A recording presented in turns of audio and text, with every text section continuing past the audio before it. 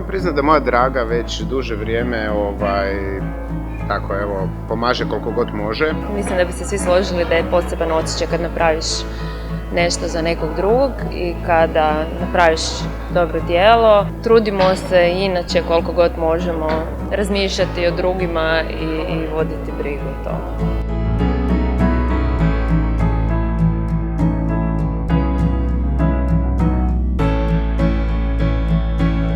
Jako mi je drago da je izabrana naša ustanova, moja ustanova koja zbrinjava djecu srednjoškolske dobi iz socijalno ugroženih obitelji. Djeca, odnosno mladež koji su smješteni u toj ustanovi, će sa ove večere sa porukom dobiti poruku da oni nisu sami, da neko ima ko na njih misli.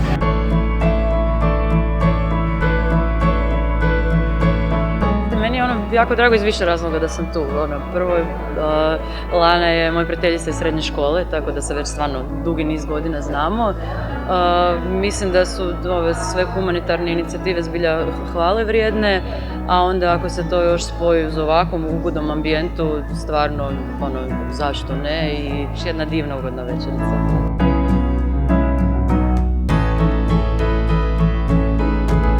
Drago mi je da su moji prijatelji Luka i Lana uključili večeras u ovu akciju. Najmanje što možemo napraviti da dođemo negdje i da dio novca ode za takvu djecu kojima je stvarno pomoć potrebna. Mislim da je ovakva vrsta evenata idealna, posebno za druženje. Vidim da je već opuštena atmosfera i eto, meni se zaista sviđa.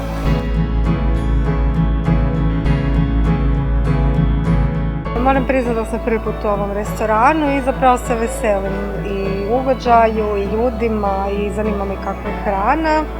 Evo ga, event kao event, mislim da je interesantna ideja i apsolutno podržavam.